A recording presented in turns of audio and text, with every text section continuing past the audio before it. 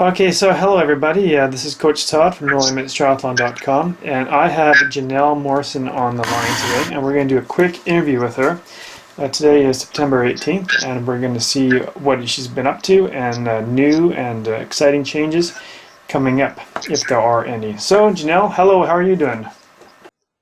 I am very well. How are you doing, Coach Todd? I'm pretty good. I was just telling you that I'm excited I get to go to China next week, so I've never been to China, so I can't wait to see the Great Wall of China. So very cool. Very, very cool. It's going to be an enlightening experience, I'm sure. Have you ever been there? I haven't actually, that's not true. I taught English in Taiwan for 3 years, so I have an idea of what you'll experience. And then I did race Ironman China, which I don't know if you remember was a bit of a disaster. They had us swimming in the river lined with water buffalo. So needless to say, I got quite ill during the race. But that's neither here nor there. But I have, I guess, been to Haigo, China, which is an island on the southern tip of the mainland. Awesome. Yeah, so that's pretty cool. Do they still have Ironman China? You know what? I don't know, because if they did, I wouldn't have even acknowledged it, because there's no way I would ever go back. So I really don't think they do. They have one in Taiwan now, but that's in Kending, which is the very southern tip of Taiwan, and this is an ocean swim, obviously, so it wouldn't be a river swim. So yeah, that would probably alleviate the water buffalo issue. Yeah. I don't think there's any water buffalo surrounding the ocean, and if there are, there's a big enough body of water to filter things out. So. Oh my gosh. Well, let's talk about some of the races you've done and some upcoming races. So Yeah. I have a list of races that you've done. I think you did Wildflower, Boise, Great White North, and Muskoka so far. Is that correct? Well, I did Great White North, but I crashed on the bike, so yes, that's correct. Yeah. Well, you were there. It was funny. I was there watching the race, and people are saying, "Yeah, Janelle's there. Janelle's there." I'm like, I don't think I saw her. I'm sure I would have saw you run by, but you didn't make it past the bike, which is too bad. But we'll come back to the Great White North. How was Wildflower this year? How was Wildflower? Yeah. I mean, Wildflower is a really crazy hard race. It's a great vibe in the area. It's just a well put on race. It just has a really, really, really good feel. It's an extremely hard race. I don't think it really gets harder than Wildflower anywhere at all. So, I haven't raced every race in the world, but I just don't understand how it could get harder than that. As for my own feeling about how I performed on the day and have been performing this season, there's adjustments and tweaks to be made. There's a couple issues. Number one, I haven't had the consistency.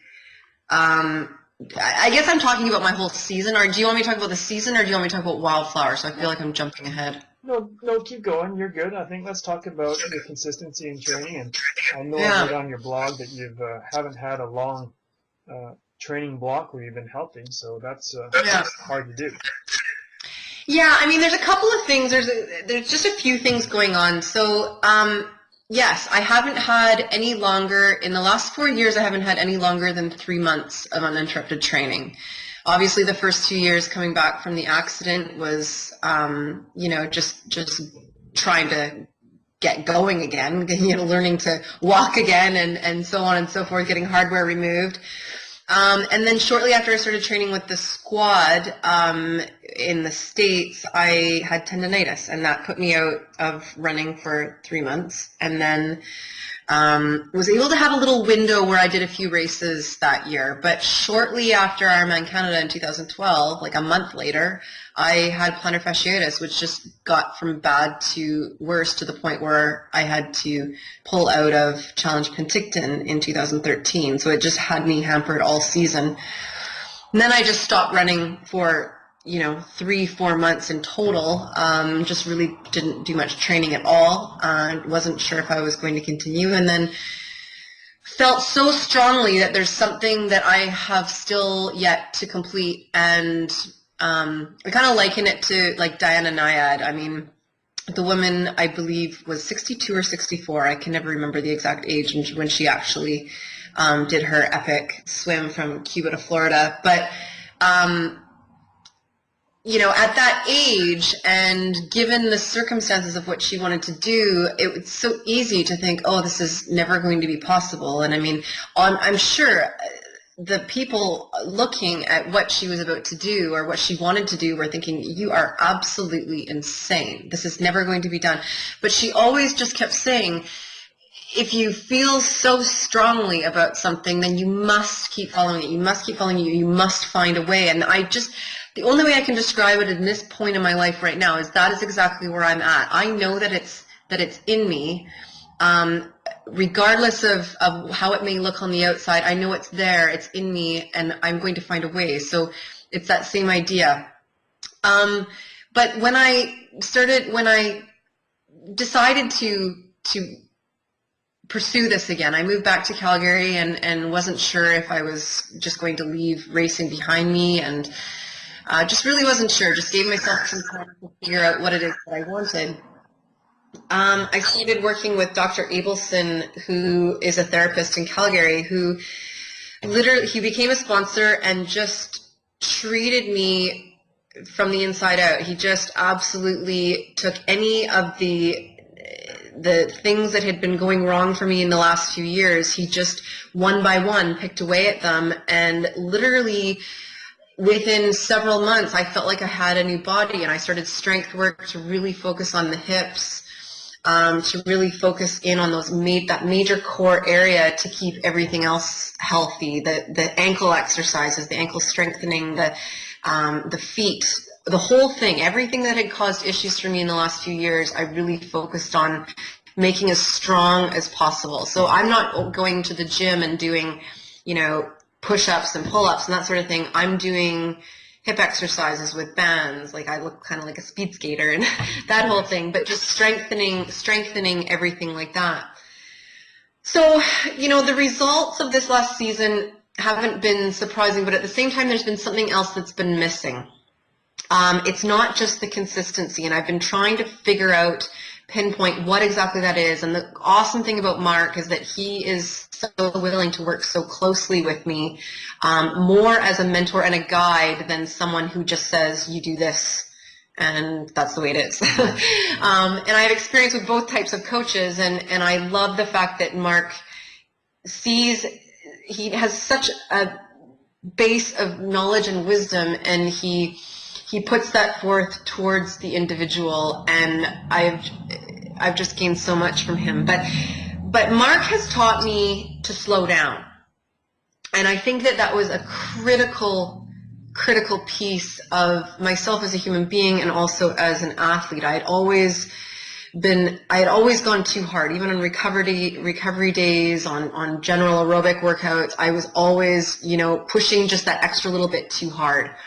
So I needed to learn to slow down, especially when I trained with the squad. I mean, in a squad environment, I was just destroying myself day in and day out. And so I knew that I can look back on that, and as much as that was a good environment, it wasn't the right environment for me. But what's been missing in the last couple of years, the last year and a half since I've been working with Mark, is we've done an incredible amount of base aerobic work, some really short bursts of speed, but I haven't, for myself as an individual, trained that lactate level of race pace efforts.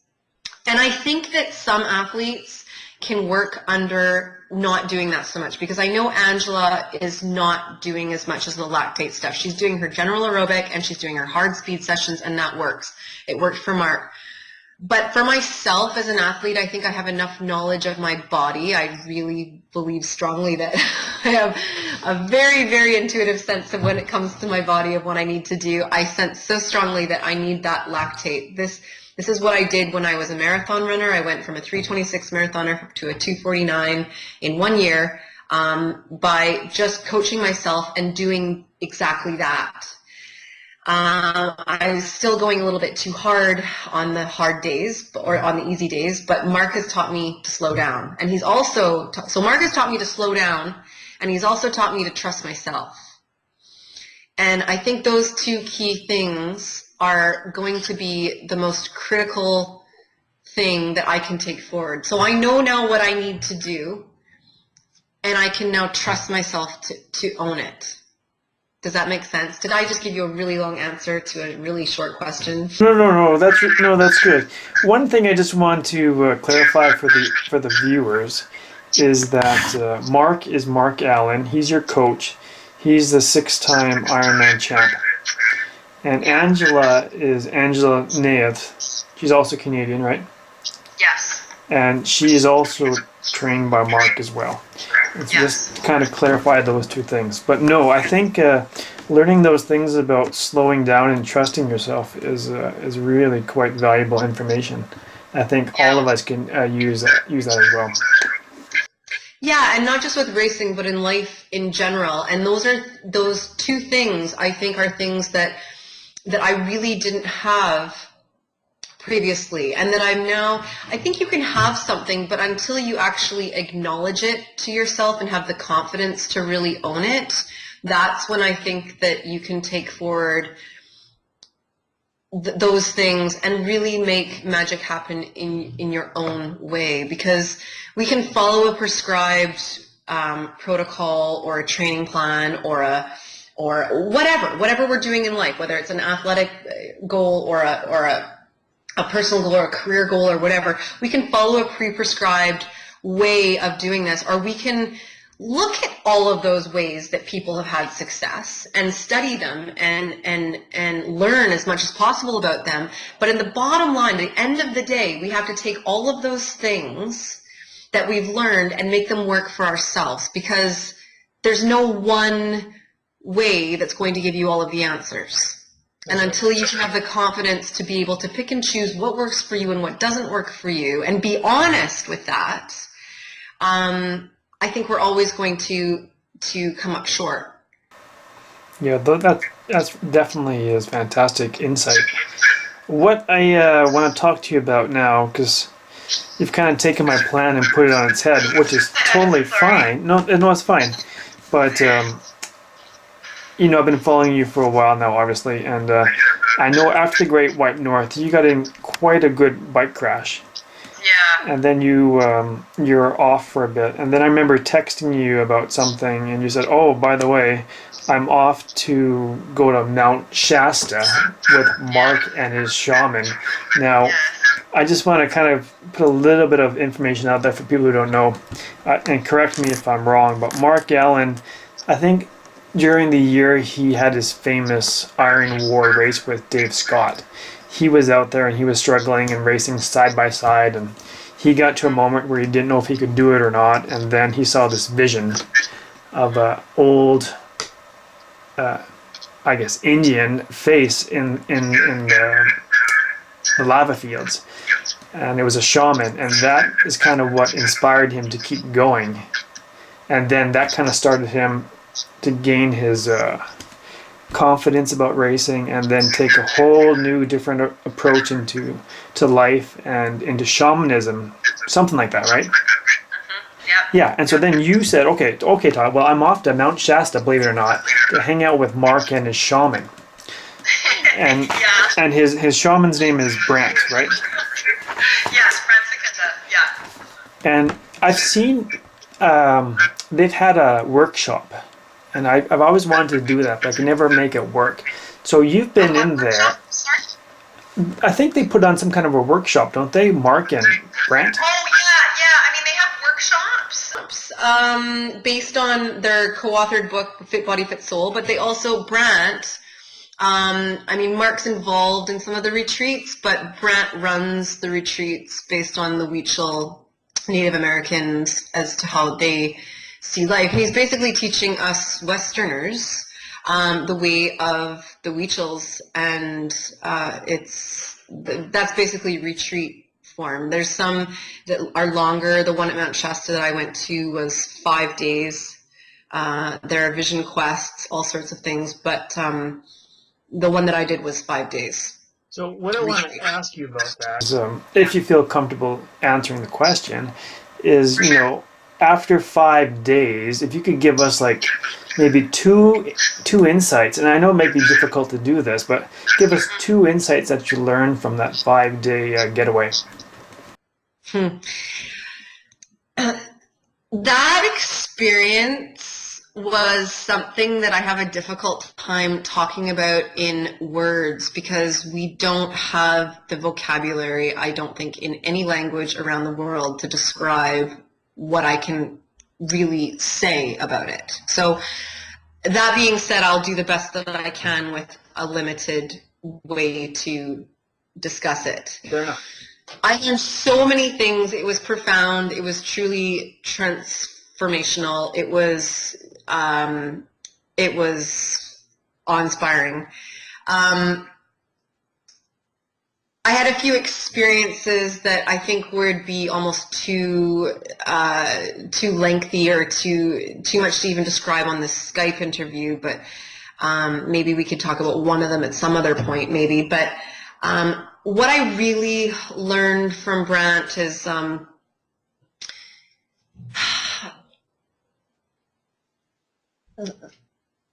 there's three key little things that I can describe easily, hopefully. Sure. And the first thing is when we first began the first evening, we were sitting around a fire, and Brant's a really unassuming guy. He's got his Lee jeans, and he's got a little pot belly, and he's got his cowboy hat with the feather in it, and he just looks like a cowboy that came from wherever. But that is essentially the most interesting thing about it. But what he said was that first night, because I was looking at this and I'm like, okay, we're sitting around a fire. Like, I was open to everything, but at the same time, my judgmental mind, my egoic little voice in my head was going, what is up with this? Like, what is this? He's talking about going deeper or this or that. Like, what is this? Like, I obviously I was a believer on some level, but I didn't know what to believe in. I didn't understand what was going on. And all that I remember Brant saying is, he said many things, but the one thing that stood out that night was, don't be fooled by the simplicity. And what I feel that comes into play with that is, it wasn't only that experience, but it's don't be fooled by the simplicity in every single day life. Most of us have this veil that we experience life out of. We have this veil over our heads or over our eyes that limits our ability to actually see what is really going on, because we're so inside of our own heads. But coming outside of our heads, we can actually more and more, with more and more practice and more experience, see what a miracle we live in every single moment of every single day, without sounding totally esoteric or whatnot. That's the only way I can describe that. And there was another instance where there was a man also in the retreat. He was a shorter guy. He was a black man. He had dreads to his waist. He had like a kind of shaved sides. It was kind of like a mohawk dreadlock, dreads to his waist, like I said. And he was just an unassuming kind of guy, and you wouldn't have thought this about him, but Brant said several times, he's like, well, what do you think, Professor? And he was talking to this guy, and this guy was a professor at a university, which you never would have assumed. And he just said, don't be fooled by appearances. Don't judge people based on what you think that those appearances are. Same Brant. I mean, Brant looks like this everyday Joe that works, that might work on a cowboy ranch or something, but he's an extremely powerful and wise shaman. But what's to say that every single person you meet isn't like that? Because every single person you meet is like that in their own way. So to judge someone based on what we assume or think is just, and I think judgments are the most destructive thing that we do to other people, but then do it to ourselves, because when we judge someone, we're only doing harm to ourselves. Right. So I recognized how much that I was judging without even realizing that I was judging, and letting go of those judgments just allowed me to just experience life. And then the last thing that I think was really profound is the last day. One of the people said in the retreat said, you've taught us many rituals and many things that we can take forward going into our everyday lives, back in our real lives, the real world as we call it. Are there any certain ones that you think would be the most effective and whatnot? And he just said to that, yes, you've learned lots of rituals, but the whole basic premise of all of this is live each moment as it is sacred. And that's really the bottom line. It's not about a ritual that you do in the morning or in the afternoon or at certain times. And it's about living and really embracing the fact that every single moment is absolutely sacred and magical, and to live your life as if it's like a prayer. Beautiful. So again, I could talk all day about it, but I won't. So. Stop there. Yes. Wow. Well, I gotta admit, when I was asking you to do this interview, I didn't think it'd be so profound. Well, I'm just even trying to describe it in words, but this was a 5-day intensive experience of profoundness, and I had a healing appointment as well with Grant. And it was really cool because Mark was doing some of the drumming for the healing, and for mine, he initiated the drumming, and it just felt so I felt so connected to the experience, and I felt, I just can't say any other word but profound. Wow. Because Mark is not only my coach and my mentor, but he's also become a very dear friend of mine who I know will be a friend for life. So, and I think he understands a lot of me on a soul level as well. And to have him do the drumming and Brant doing the healing was really, really cool. Wow, that does sound. But again, as someone listening, it's just hard to describe, and I think certain things are almost meant not to be described. Fair enough. Okay, so let's move on from that. Although that was super awesome. You've got a race coming up really, really quick, October 5th, right? In Silverman? Yeah. Are you excited? I am. I'm excited to be gaining more race experience, and like I said, Mark and I are tweaking my training, and I'm excited to take that going forward. I'm not expecting to have nothing's going to happen overnight. Nothing happens in this sport or in life overnight, but I'm excited to really get this ball rolling because I feel like it's rolling now. And is there another special event happening that day as well? Yeah, it's my birthday, so that should be fun. That should be awesome. I think having a race on your birthday is always great. Yeah, have you done it? No, my birthday's in November 23rd, so no. Oh, well, maybe Arizona would fall on that sometime. Maybe, you never know, right? Okay, so now, that was a nice segue, by the way, to Ironman Arizona. So are you still racing that? Yes, I am. Now, are you excited for that one? Am I what? Are you excited for that race? Yes, absolutely. It'll be my second Ironman distance since my accident, which 4 years. So I did Ironman Canada, and that's it. So I'm really excited to get back going. It's also 4 years to the Sunday date of my accident, because when I had my accident, Ironman Arizona was taking place, and it was also the same race that Jordan Rapp made his comeback with 4th place. Yeah.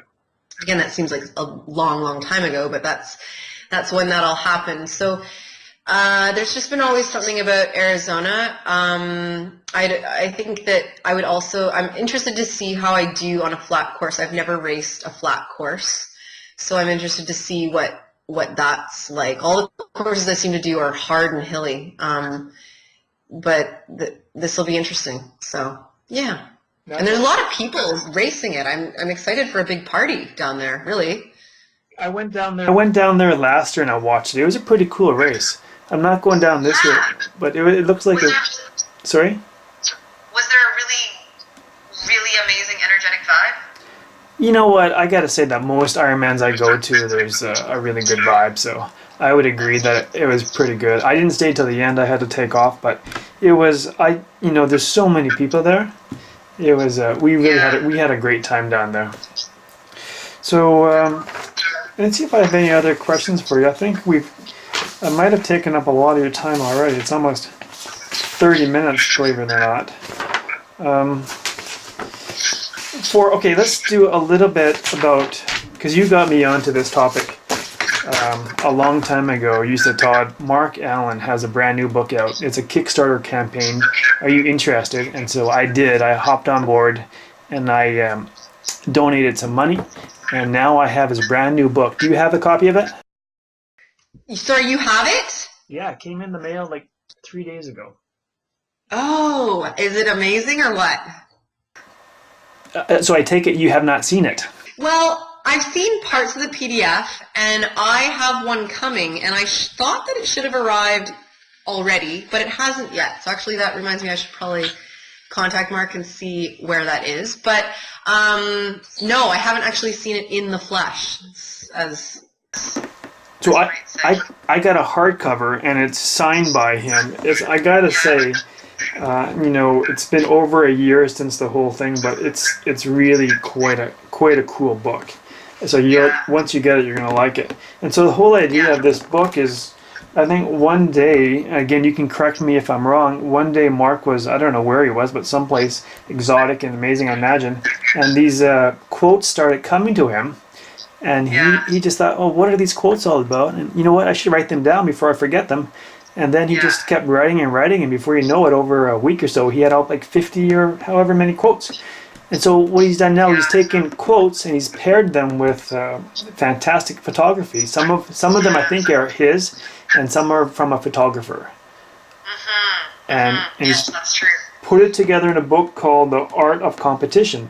And so you can open it up and you get quotes. Quotes by Mark, which is pretty neat. But one thing I want to ask you, and this is how we're going to end the call, is do you have a famous quote by Mark or anyone else that really, kind of speaks to you? From Mark? Or anybody, right? If you have a quote that you like, but maybe one from Mark, but it doesn't have to be from Mark. It can be from anywhere else. No, I mean, Mark has had a huge impact on my life, so obviously I have quotes from him, but I would say one from Mark specifically is more, it's not a quote, it's an equation. He said this to me shortly after my DNF at Challenge Penticton. He gave me an equation that says total surrender plus total commitment equals great significance. Wow. And it's one of those things that has taken me a long time to really digest and comprehend what it is that he was saying to me, but it's absolutely true, because at that time I was still trying to control outcomes and control things, but I really needed to take a step back and surrender to what was, and surrender to the flow of life, essentially, but also remain totally committed. And then that is where the significance occurs. And that was always a very profound one. And again, I said earlier in our Skype call today, but Diana Nyad has had a great impact on my life as well. I hope one day to meet her, but find a way. It's simple. Find a way. Find a way. Awesome. I like it. Well, I gotta say, I think this was a pretty cool interview, Janelle. I think we learned a lot of neat stuff, and hopefully it was entertaining to many people. And if those of you who don't know, Janelle has recently just become a triathlon coach. So I imagine you're accepting new students. So if people are looking for someone to learn from, I think you're a great person to learn from, for sure. Yeah, cool, thanks. Actually meeting with my first athlete tomorrow. So I'm just taking on a few, so I've got space for a few more, but I'm putting word out there, but not really searching too high, too low, or anything like that. I'm just putting it out there and allowing the right situations to come. So, it's all going to be serendipitous and synchronous, however it plays out. So looking forward to it, but definitely I'm looking forward to taking my teaching background and my racing experience and combining them. It's just something that I feel really, really strongly about it. That's super cool. Now, one more question before we leave. Will you be back to Wildflower in 2015? Undecided. Undecided. Fair enough. We'll see how things are going. It's a pretty cool race. I haven't raced well on it the last couple of years, but I hadn't raced well on any course really in the last couple of years. So I don't think it's the course. I think it's been elements of myself that need to be filtered out. So we'll see how things are going in the next 6 months or so, but it's definitely on my radar. Fair enough. Okay, so once again, Janelle, thank you very much for taking the time and chatting with us. And we wish you the best success in Silverman and Ironman Arizona. Oh, and by the way, happy early birthday. Thank you so much. Thank you. A pleasure as always talking with you, Todd. Okay, Janelle, thank you very much.